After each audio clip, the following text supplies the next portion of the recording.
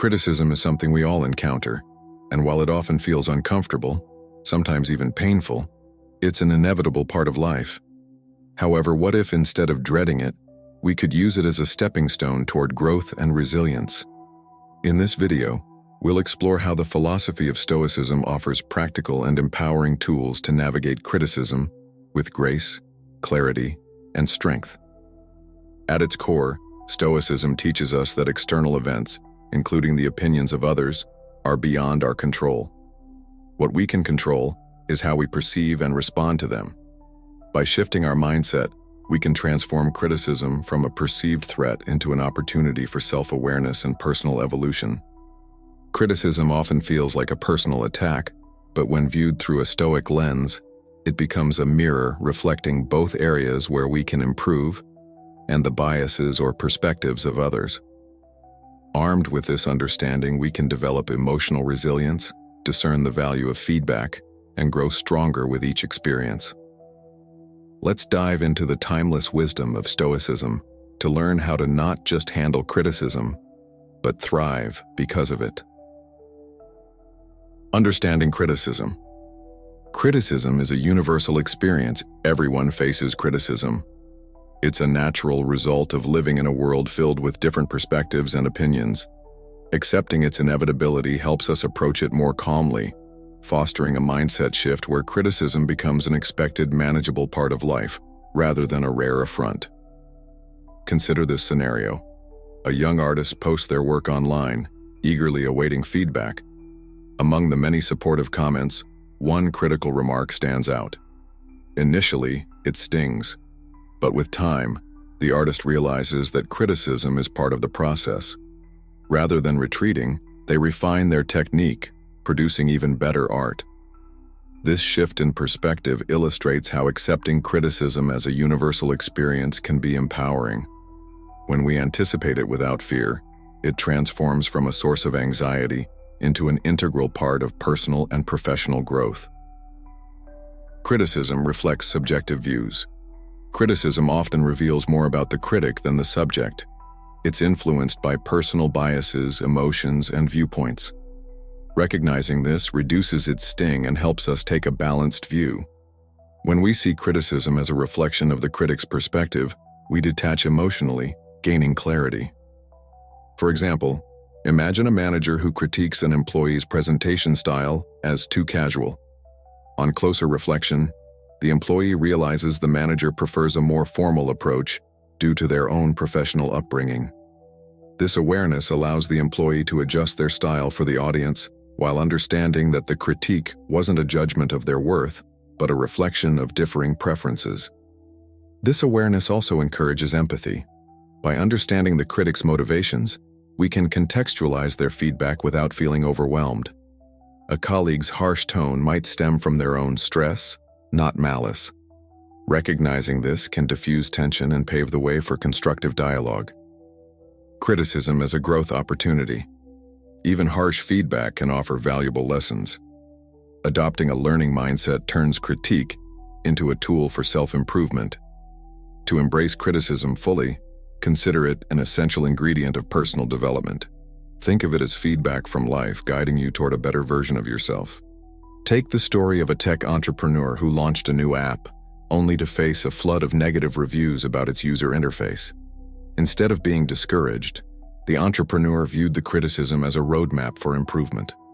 They gathered the most common complaints, collaborated with their team, and released an updated version that won widespread praise.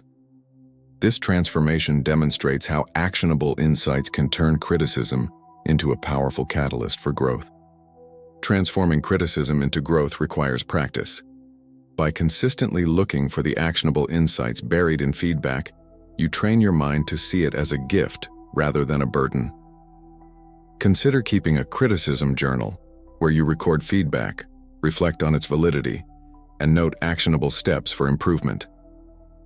Over time, this practice builds resilience and reinforces the belief that criticism is not an obstacle, but a stepping stone. In conclusion, criticism is a universal experience that reflects subjective views and offers opportunities for growth. By accepting its inevitability, recognizing its subjective nature, and embracing it as a tool for development, we can transform our relationship with feedback. This shift empowers us to grow, adapt, and thrive in both personal and professional arenas. Stoic strategies for criticism. Examine the source. When receiving feedback, pause to consider its source. Ask yourself, is this feedback coming from someone well-meaning or driven by ulterior motives? Consider the critic's expertise, intentions, and relationship to you. A mentor or trusted colleague may have your best interests at heart, while someone envious or competitive might not. Take a real-life example. Imagine you're presenting a project idea at work. A seasoned manager offers constructive advice on improving your presentation.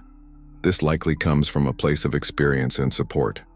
In contrast, a coworker who dismisses your idea without justification might be motivated by jealousy or insecurity. As Epictetus reminds us, focus only on what you can control, your reaction and interpretation. Filtering out unhelpful sources conserves emotional energy for meaningful growth. Think of yourself as a gardener tending a mental garden. Carefully choose which seeds, feedback to nurture and which weeds to remove. Just as a gardener wouldn't waste time on invasive plants, you shouldn't invest in feedback that doesn't serve your development. Detach from personal identity. Marcus Aurelius's wisdom reminds us that we control our thoughts, not external events. Criticism often feels personal, but it's crucial to separate your sense of self-worth from the critique. Understand that feedback is about actions or ideas, not your intrinsic value. For example, a musician receiving harsh reviews about a new album might feel attacked. By detaching personal identity from the criticism, the musician can view the feedback objectively. They can analyze whether it's a matter of taste, a technical flaw, or simply unconstructive noise. This mindset fosters resilience, allowing you to learn from critiques without becoming emotionally entangled. By maintaining this separation, you free yourself from the need to constantly prove your worth. Instead, you'll adopt a calm, centered approach, recognizing that your value isn't diminished by others' opinions. Think of criticism as an opportunity to refine your craft, not a verdict on your character. Evaluate criticism fairly. Feedback, whether constructive or harsh, deserves fair evaluation. Ask yourself, is there something I can learn from this? Even criticism delivered poorly may contain valuable insights. Consider the example of an entrepreneur pitching an idea to investors. One investor might criticize the pitch for lacking financial projections. While the delivery might feel abrupt, the entrepreneur can take this as a cue to refine their presentation. On the other hand, dismissing baseless or overly negative comments, like someone calling the entire concept worthless, is equally important. Approach feedback as a puzzle piece. Some fit, others don't, but all contribute to the bigger picture of growth. Evaluating criticism fairly involves active listening. Acknowledge valid points and dismiss irrelevant ones without defensiveness. For instance, if multiple people highlight similar weaknesses in your work, it's a clear signal for improvement. Conversely, if one person's critique is inconsistent with broader feedback, it's likely a reflection of their subjective opinion rather than an objective flaw. By treating criticism as an opportunity to learn, rather than a threat to your self-esteem, you cultivate a mindset that thrives on growth and adaptability. This perspective not only enhances personal branding but also strengthens your professional development, enabling you to navigate challenges with grace and confidence. Mastering emotional reactions. Examine the source. When you receive feedback, take a step back and examine where it's coming from. Reflect on the critic's intentions, expertise, and relationship to you. Are they well-meaning, or might they have hidden motives? This distinction is critical for determining whether the feedback deserves your attention or should be discarded. For example, imagine you're an aspiring author sharing your manuscript with two people, a published novelist and a casual reader. The novelist offers detailed suggestions for refining your plot and dialogue, while the reader simply says, "It's not my style." The novelist's feedback, grounded in experience, holds more weight and should guide your revisions. On the other hand, the reader's reaction might be less about the manuscript's quality and more about personal preferences, which aren't necessarily actionable. Here's another scenario. Suppose you're preparing a presentation at work. A senior manager critiques your slides, suggesting you add more data to strengthen your argument. This advice likely comes from a place of experience and a desire to help you succeed. In contrast, a coworker who dismissively says, "This won't work," without elaboration might be acting out of jealousy or insecurity. Recognizing the source allows you to focus on valuable feedback and protect your confidence from baseless negativity. As Epictetus advises, focus on what you can control, your reaction and interpretation.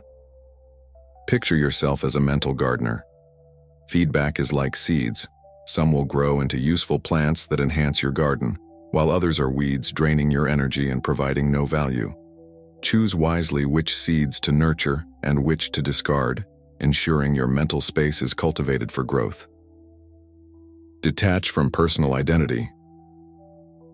Criticism can sting, but it's vital to remember that feedback is about actions or ideas, not your inherent worth. Marcus Aurelius teaches us to control our thoughts and detach from external events. By applying this Stoic principle, you can approach criticism with a balanced perspective.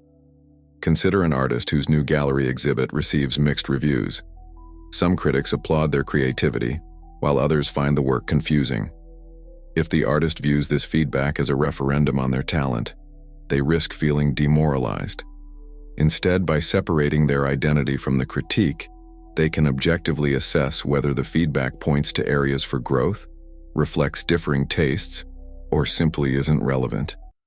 Another example is a software developer whose app launch generates both praise and complaints.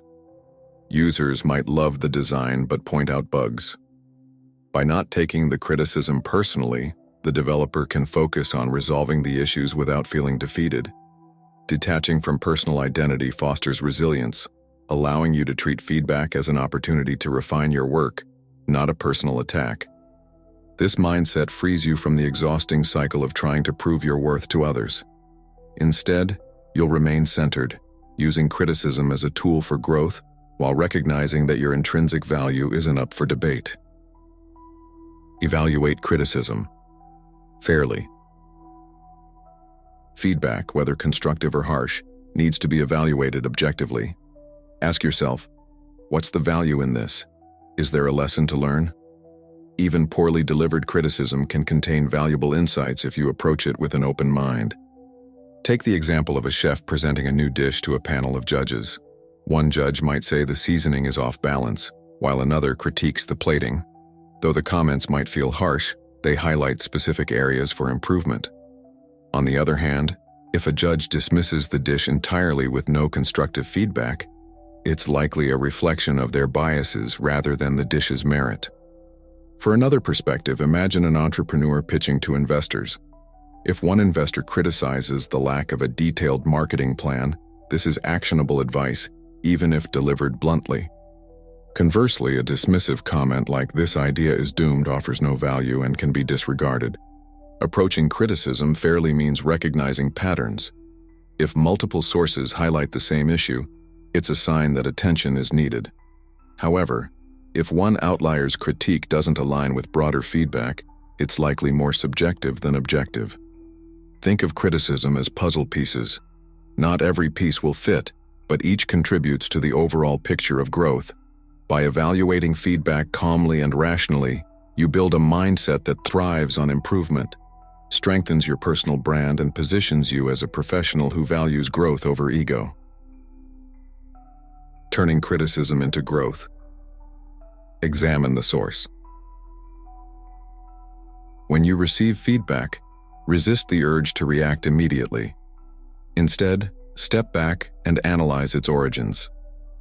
Understanding the critic's intentions, expertise, and relationship with you can make all the difference in deciding whether their input is constructive or irrelevant. Imagine you're a graphic designer presenting a portfolio to a mentor and a friend. The mentor, with years of industry experience, suggests your designs could better align with current trends, offering specific examples of improvement. On the other hand, your friend says, "I don't like it," without providing context. While both opinions may stir emotions, the mentor's critique is grounded in professional knowledge, while the friend's is based on subjective taste. Which will you prioritize? In another situation, a university student shares a research paper with their professor and a classmate. The professor comments on the need for stronger citations and a clearer thesis, while the classmate remarks, "It's boring." The professor's expertise and detailed feedback provide actionable guidance, whereas the classmate's vague critique is unlikely to be useful. Criticism is like advice at a crossroads. It's up to you to evaluate the source before choosing a path. When feedback is well-intentioned and specific, it can guide you toward improvement. However, dismissive or vague critiques are often better left behind. As Epictetus wisely said, "Focus on what you can control, your response. Visualize your mind as a garden." Feedback serves as seeds. Some grow into fruitful plants, while others become weeds that crowd your mental space. By identifying which seeds to nurture, you cultivate an environment that fosters growth and clarity. Detach from personal identity. Criticism often feels personal, but it rarely is. It's essential to separate feedback about your work or ideas from your sense of self-worth.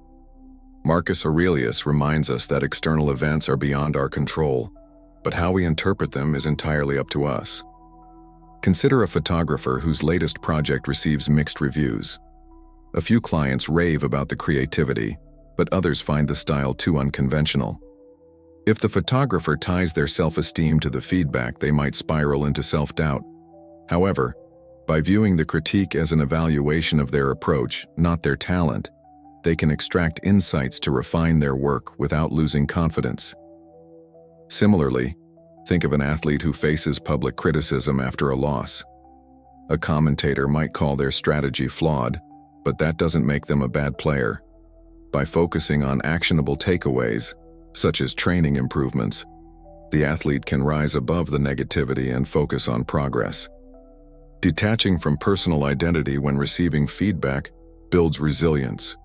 It allows you to focus on improving specific aspects of your work rather than viewing critiques as attacks on your character. This emotional separation transforms feedback from a source of pain into a tool for growth. By doing this, you free yourself from the exhausting need to prove your worth to others, channeling your energy into meaningful progress. Feedback can vary widely in quality and tone. It's your job to assess it objectively, identifying lessons even in harshly delivered or poorly constructed critiques. Picture a chef debuting a new menu item to food critics. One reviewer suggests adding a hint of acidity to balance the flavors, while another simply dismisses the dish as unimpressive. The first critique, though critical, provides actionable advice. The second offers no clear direction for improvement and likely stems from personal bias. Now consider a public speaker preparing for a conference. Feedback from an experienced speaker highlights the need for better pacing and engagement tactics, while an uninterested audience member dismisses the entire presentation as boring. The experienced speaker's input carries more weight because it's specific and actionable. Think of feedback as puzzle pieces. Not every piece fits your narrative, but the ones that do can complete the picture of your growth. When evaluating criticism, look for patterns. If multiple sources highlight the same issue, it likely deserves your attention. But if one person's opinion is an outlier, consider it with caution. By evaluating feedback fairly, you shift the focus from defending yourself to leveraging insights for growth. This approach strengthens your professional brand and reinforces your commitment to self-improvement, qualities that resonate with peers, clients, and mentors alike. Stoicism equips us with tools to face criticism with poise and wisdom. By understanding the nature of criticism, managing our emotional responses, and leveraging feedback for growth, we can navigate even the harshest critiques with confidence. Remember, your worth is not defined by others' opinions but by how you choose to respond. Embrace the power of Stoicism to turn criticism into a stepping stone toward your best self. With practice, criticism becomes not a hurdle, but a catalyst for transformation. Criticism is a challenge, but it's also a teacher. Through Stoic principles, you can transform moments of discomfort into opportunities for enlightenment, resilience, and self-mastery. Each piece of feedback becomes a building block for the unshakable fortress of your character. Thank you for watching. If you found value in this video, don't forget to like, comment, and subscribe. Share your thoughts on handling criticism in the comments below. I'd love to hear your experiences and insights. And remember, the journey to mastering your emotions and embracing growth starts with small steps. Keep applying Stoic principles in your life, and you'll find that every challenge becomes an opportunity for personal evolution. Until next time, stay strong, stay wise, and keep growing.